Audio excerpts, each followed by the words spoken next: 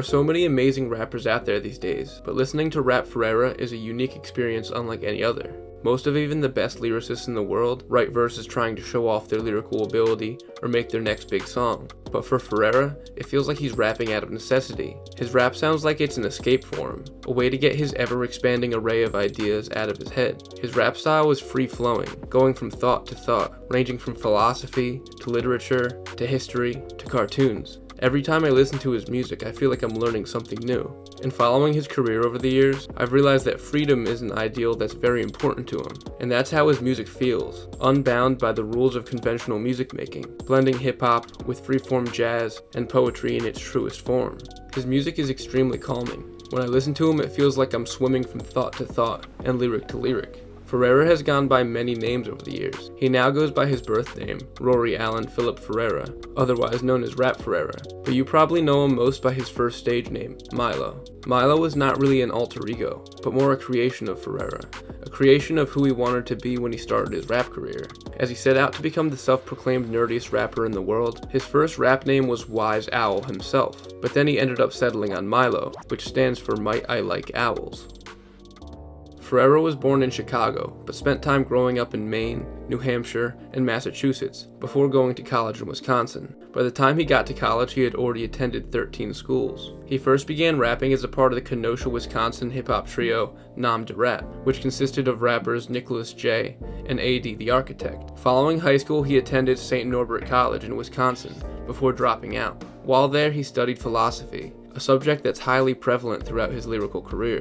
R.A.P released a mixtape called Greatest Hits Volume 1 in 2010. This would be the only project that they would release together, but it won't be the last time that Milo would be part of a group, but I'll get to that later on. Milo was planning on releasing his first solo project as a teenager, called Budding Ornithologists Are Weary of Tired Analogies. But after his friend Rob passed away, he retooled his album to be in honor of him, calling it I Wish My Brother Rob Was Here, a reference to Del the Funky Homo Sapiens' classic, I Wish My Brother George Was Here. The tape is still a witty, reference-filled nerdcore showing, like he originally intended, but it has a larger touch of introspection, which is a taste of the places that he would reach on his later projects. I really love this project. You get a great look into Milo's fascinating mind and what makes him tick, before he really masters the art of making music. The audio quality in this project isn't great, but there's a freedom to his early work that's very powerful. It's just stream of consciousness raps over these mellow beats, sort of like a beta test for the art that he would later master. In the following years, he released 4 EPs, 2 of which being Milo Takes Baths and Cavalcade. On these projects, he was able to slowly improve his skill set to be ready for the big time, which was shown in his other 2 EPs, Things That Happen at Day and Things That Happen at Night. The tapes were combined into one full-length project, and it really marked the first time that his music feels official. He's rapping over original beats with higher quality audio, and the songs have full hooks and more complete yet interesting song structure. Here is where Milo transforms from an interesting writer to a fascinating artist. It was around this time that Milo caught the ear of No Can Do, a rapper who was the leader of his own crew and label called the Hellfire Club. Milo signed on and joined No Can Do, Bus Driver, and Open Mike Eagle as the leaders of a new wave of avant-garde highbrow weirdo rap. Milo has actually known Open Mike Eagle for a while. His uncle, who was in a fraternity with Mike back in Chicago, had introduced Milo to Mike when he was young and had aspirations of becoming a rapper. Open Mike Eagle took Milo under his wing and showed him the ins and outs of how to make it in the underground rap industry. 2013 was a busy year for Ferreira. Not only did he release Cavalcade, Things That Happen at Day, and Things That Happen at Night, but he also released his first project under the alias Scallops Hotel. To the average listener, it might not be overly clear what the exact difference is between Milo and Scallops Hotel, but to Ferreira it couldn't be more clear. Even as one of the most abstract and seemingly creatively free artists in the game, by this time he had already felt a creative box around his Milo persona, so he used Scallops Hotel as a way to put out music that was outside of that realm. He released Poplar Grove, or How to Rap with a Hammer, in November of 2013, and on his Bandcamp he states, I tried to make something knowing that everything is pointless, and nothing is meaningless. This is how you rap with a hammer. Just like a lot of Milo's work, I'm honestly not quite sure what that means, but it definitely sounds cool, and makes me want to listen to the album more to get to the bottom of it. Milo is one of those artists that really rewards repeat listens. His lyrics are often reference heavy, so I find myself understanding new meaning to his words as time goes by and I get more experiences in life. In 2014, Milo released his debut studio album, Under Hellfire, called A Toothpaste Suburb. Unfortunately, this album's release was a nightmare for him, comprised of delays, and he ended up not getting paid from the album's pre-order sales. This caused him to leave the label and start his own independent label. He started the label Rubaiyat, which references the Persian poetry collection Rubaiyat, as well as honors his grandmother Ruby. The label is entirely self-owned and self-financed, and he runs it out of his record store, Soul Folks Records, which is the only remaining record store in Biddeford, Maine. Later in 2014, he released the Boyle and Piles EP, with Safari Al as the group Red Wall. This project is really experimental, even to Milo's standards, and if you're into Milo's music you should definitely check this out, because it's a super cool project that I've never seen anybody else talk about. 2015 brought to my knowledge the first official Rubaiyat release, Plain Speaking by Scallops Hotel. This project marked a return for Ferreira. Now under his own label, that freedom that lived within his early music had now returned, and he really feels cage-free at the Scallops Hotel here. Later in 2015 he released his next album as Milo, titled So the Flies Don't Come. This album was entirely produced by Kenny Siegel, a partnership that would become a mainstay throughout his career, together bringing us some of the best music in hip-hop today. Kenny's production is perfect for Milo. It matches his mellow demeanor while being intricately unique and forward-thinking, and being rooted in that spacey jazz and hip-hop. This is the most complete project that Milo had released so far. His raps are more focused, while maintaining his off-center ideals and creative presentation. It feels like he was able to get some of his more out-there ideas out of his system on his Red Wall and Scallops Hotel projects, so he was able to really bring a refined version of himself here, with a perfect blend of completely unique music with a classic delivery of non-stop bars. He released 2 more Scallops Hotel albums over the next couple years, Too Much of Life is Mood and Over the Carnage Rose of Voice Prophetic, but it was his next album as Milo, called Who Told You to Think, that really landed back on most underground rap fans' radars. This album continued Ferreira's journey for artistic freedom as a rapper, with the title calling attention to the boundaries that society puts on our minds. On his Bandcamp he stated, "Who Told You to Think is all about boundaries and permissions, the artist creating their own license to ill. What it means to answer a call that never comes. The process of flaw turned idiosyncrasy turned style. That old transmutation spell.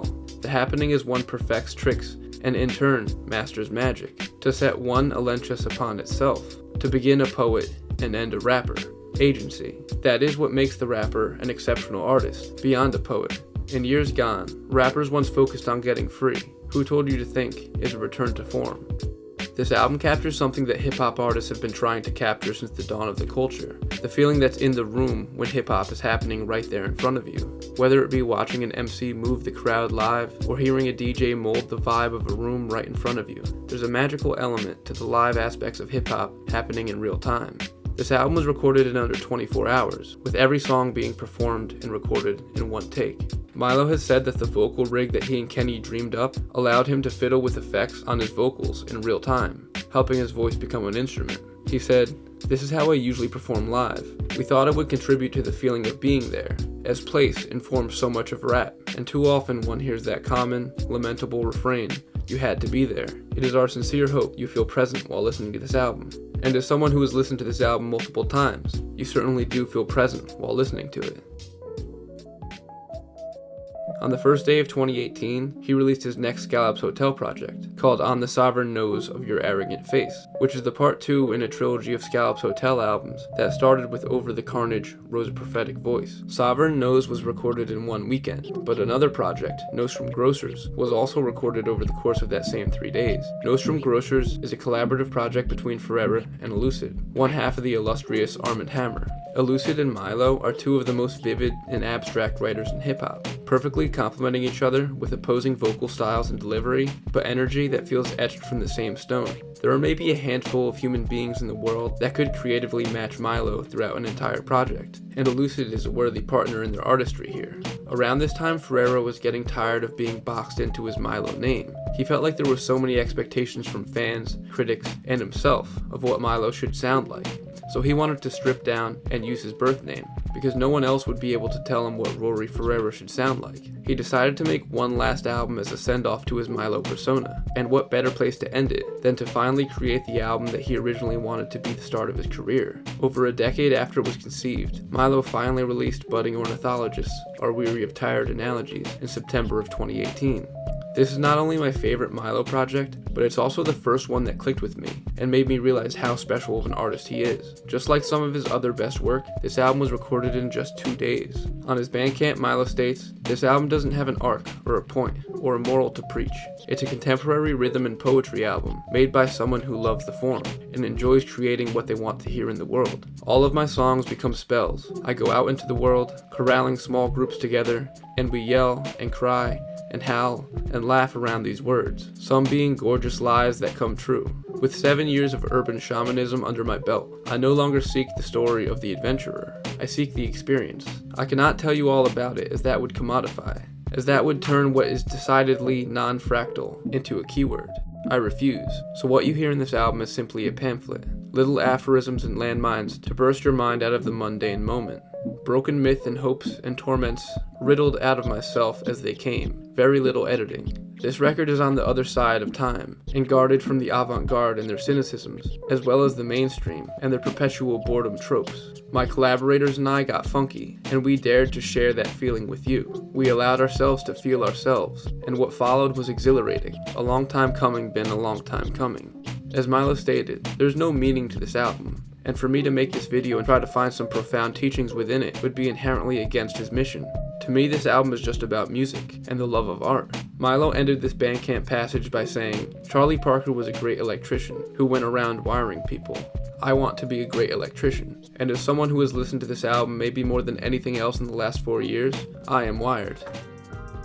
His first album under his birth name of R.A.P Ferreira is technically the truly ancient and original left-handed styles of the Hoodwinked and Penny Pinchers, but R.A.P Ferreira's true introduction to the world at large was on 2020's Purple Moonlight pages, an album that was produced by the Jefferson Park Boys, a group consisting of Aaron Carmack, Kenny Siegel, and Mike Parvizi. This album is the natural progression of Ferreira's sound, with virtually every aspect of his style leveled up, with fuller instrumentals, headier lyrics, and overall a more matured and refined songwriting ability. His ability to write and sing hooks should also not go unnoticed. Sometimes it's almost hard to tell where the verses end and the hook begins, because he's so adept at melodically singing his verses, as well as never leaving his thought-provoking wordplay out of his hooks. This is definitely a must-listen if you want to get into R.A.P Ferreira. This is another album that gets better as time goes on, and is slowly moving up to my top 2 R.A.P Ferreira projects of all time.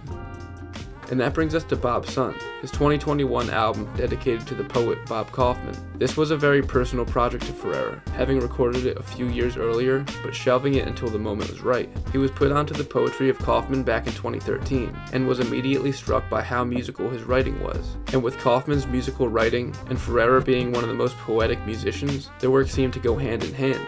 Kaufman never reached world-class fame, but he never set out to be. He became a legend by his work carrying through time. As R.A.P Ferreira looked up to this cafe poet, he decided to become something of a cafe poet himself, releasing this project within a virtual cafe, a place where you can go and experience the album in a place that fits how Ferreira wanted this album to be experienced. This album is another great evolution of Ferreira's sound, somehow leveling up his already incredible lyricism. At times he would use Kaufman's words and mix them with his own within a single verse, blurring the lines between R.A.P Ferreira and his biggest inspiration. Most recently, Ferreira has released the light-emitting Diamond Cutter Scriptures, an album that really went under the radar. Honestly, for me too. I still need to sit with this album and really let it wash over me, because really for all of his albums, they grow on me over time. Ever since he's changed his name to R.A.P Ferreira, he often says this phrase in his music: "R.A.P Ferreira will rap forever."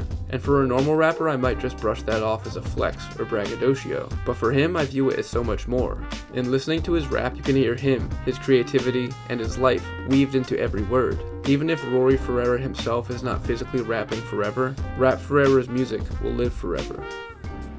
Thank you for watching, everybody. Milo has been one of my favorite artists for years now, so I hope I was able to do him justice with this video. If you enjoyed the video and want to leave a like and subscribe to the channel, that is always appreciated. I try to put out a video every 2 weeks or so, but if you want some more, then you could check me out on Beams, which is a new app that I've been releasing videos on 2 to 3 times per week. The app is for little 90-second audio clips, so I'm using that to cover topics that I want to cover, but maybe aren't fleshed out enough for a full YouTube video. So let me know down in the comments if there's any other topics that you want me to cover on there. And as always, hit me up on Twitter and Instagram if you want to talk about music or anything at all. I recently did a collaborative video with Clout Cancun over on his channel, with a super dope video on the career of Benny the Butcher. We went super in depth, so make sure you guys go check that out. As always, I got a lot more headed your guys' way soon. Thanks for watching.